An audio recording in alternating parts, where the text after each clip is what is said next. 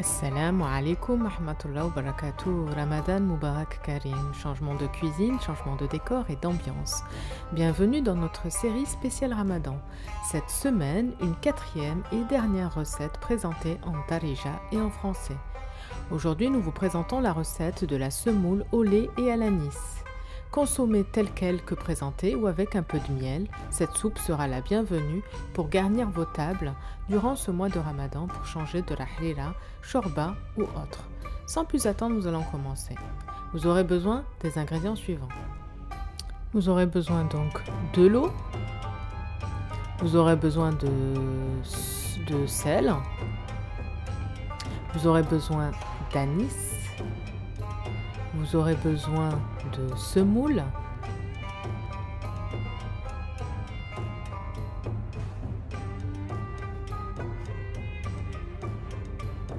donc la semoule, c'est de la semoule moyenne ou grosse, l'équivalent de 200 grammes.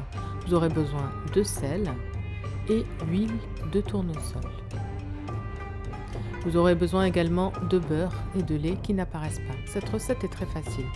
On va mettre la semoule dans l'eau froide. Donc la semoule, il y en a 200 grammes. L'eau, il y en a l'équivalent de 400 ml d'eau froide. On va les mettre sur le feu. On va ajouter une cuillère à café de sel, une cuillère à café d'anis, une cuillère à soupe d'huile de tournesol. On va cuire cela pendant environ 15 minutes en mélangeant.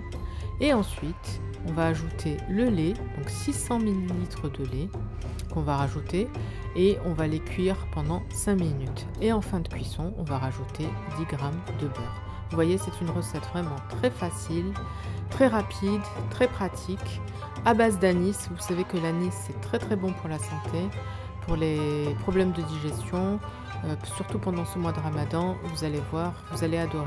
Cette soupe peut se consommer telle qu'elle ou alors en version sucrée. Dans ce cas-là, vous rajoutez du miel. Donc là, on va vous montrer la préparation. Donc là, on a ajouté, donc il y avait de l'eau froide, donc il y avait 400 ml d'eau froide, auquel on a ajouté les 200 g de semoule. Donc la semoule, soit de la semoule moyenne, soit de la semoule grosse. Vous l'ajoutez à l'intérieur. Ensuite, vous mettez une cuillère à café de sel, une cuillère à café d'anis, une cuillère à soupe d'huile de tournesol. Et c'est tout.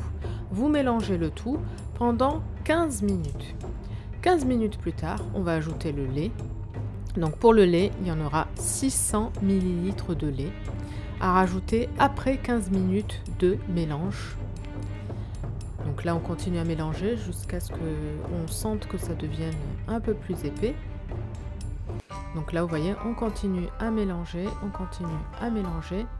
et ensuite, au bout des 15 minutes de mélange, comme je vous le disais, on va pouvoir ajouter le lait.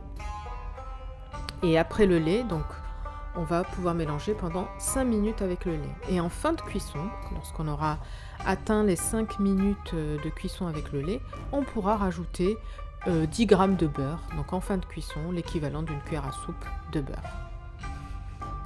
Voilà. Donc là, je vous montre le lait qu'on va ajouter en fin de cuisson. Comme je vous le disais, en option, cette soupe peut être consommée en version sucrée. Et dans ce cas-là, vous rajoutez soit dans la préparation le miel, donc l'équivalent de 4 cuillères, soit vous mettez de côté. Voilà ce qu'on obtient. Vous voyez, elle s'est épaissie. Et ça a été très rapide. Vous voyez, en tout, il y a eu besoin de 20 minutes de préparation. Très rapide. Donc ça change de la harira, ça change de la shorba.